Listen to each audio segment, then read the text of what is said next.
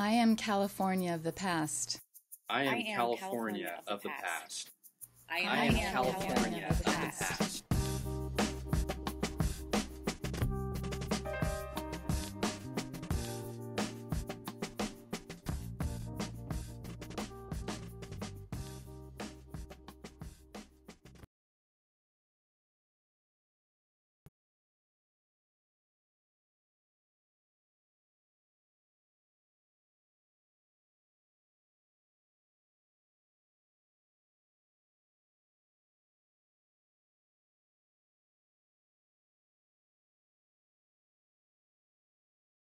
Okay, my name is O. Oliver Goodall.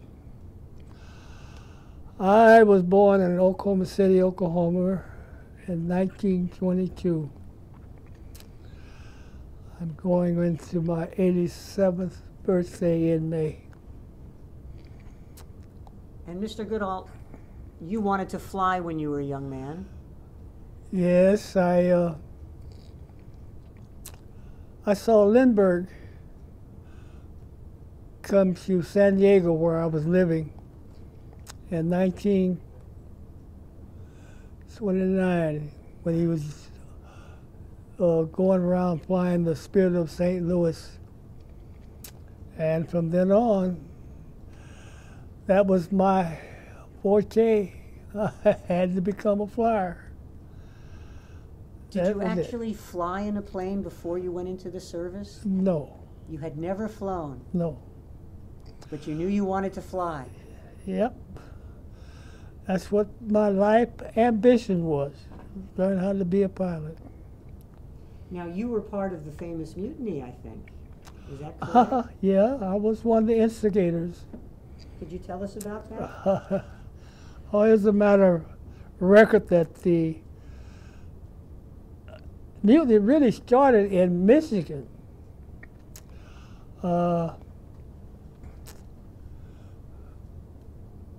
Our commanding officer decided to segregate the officers' club in Michigan.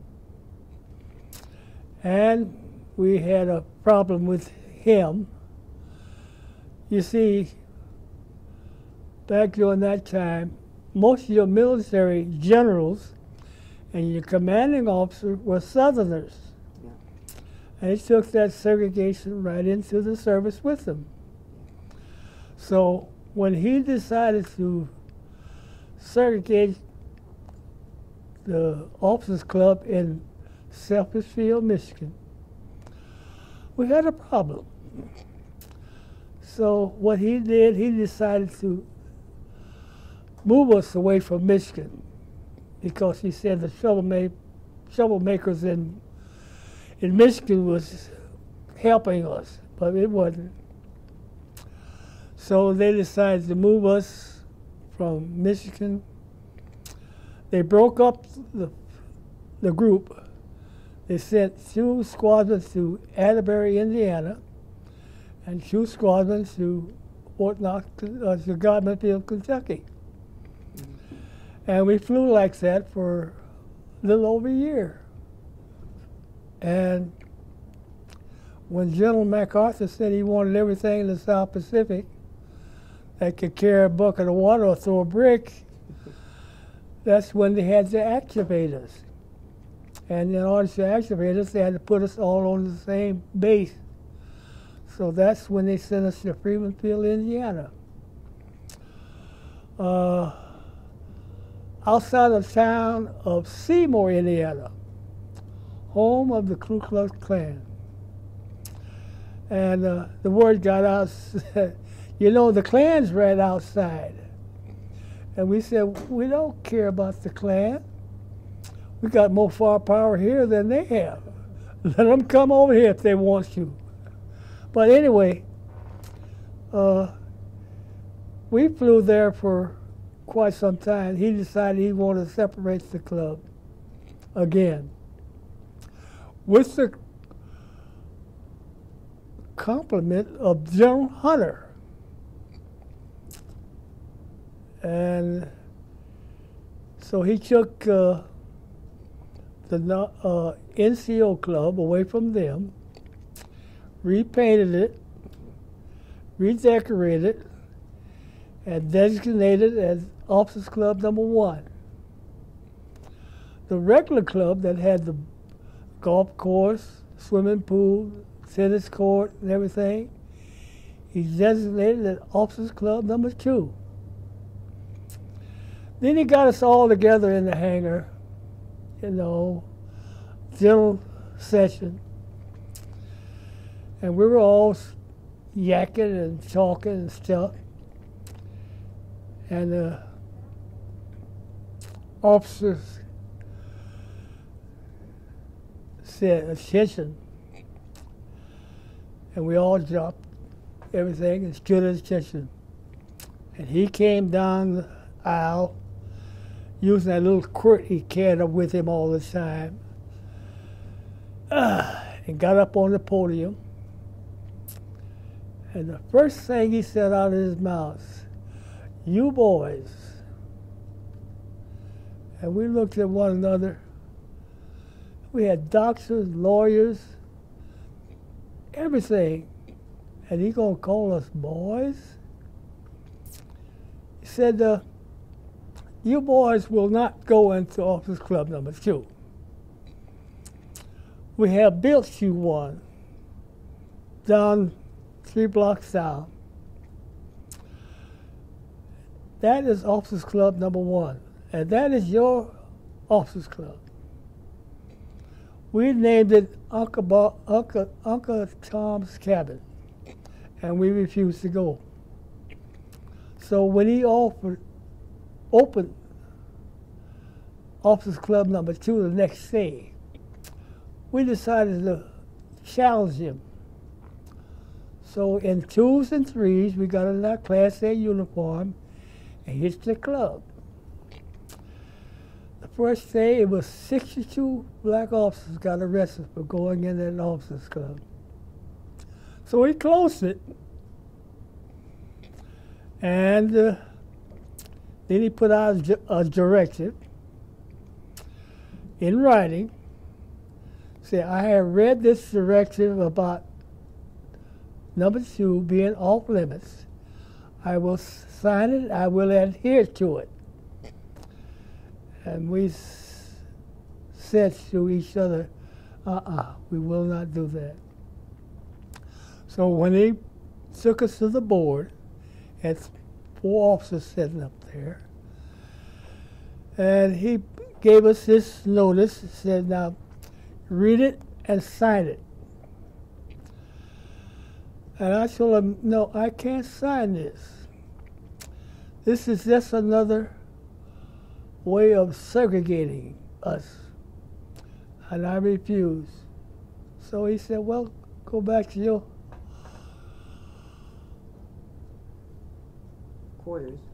quarters under house arrest." And I politely saluted him and walked out. Ended up 162 black officers got arrested. And the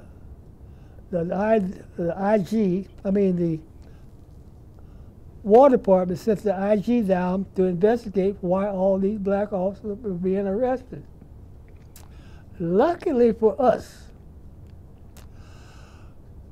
Colonel Davis and his command was coming home. War in Europe was over. And they decided, well, let's put Colonel Davis and his command over the 477. And that's what they did. They shipped all white personnel out. And that's the way we flew for the next year. And we were known as the 477 Composite Group. That's where we were going to the South Pacific. I think it's lucky for us that President Truman dropped the A-bomb and stopped it. And at that time, we said, whew, we missed the action. But it was probably for our own good that we did. And we don't know what would have happened.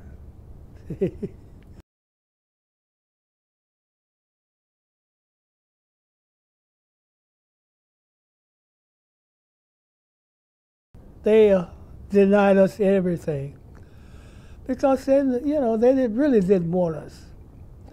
The 332nd and the 99th did a tremendous job overseas, but the powers that be just didn't want black heroes. Oh, it was put out that there will be no Medal of Honor by minorities in World War II. And it wasn't. It wasn't until after the war so they started giving out the Medal of Honor. And people don't realize this. But if you look up the history, before World War II, 95% of the Medal of Honor was given to Latinos and blacks. So they didn't want that. So see, that's the highest medal you can get. And they took that under consideration. And we said as soon as they all die off, that things will come to recognition. But it was a problem. But we had to live through it.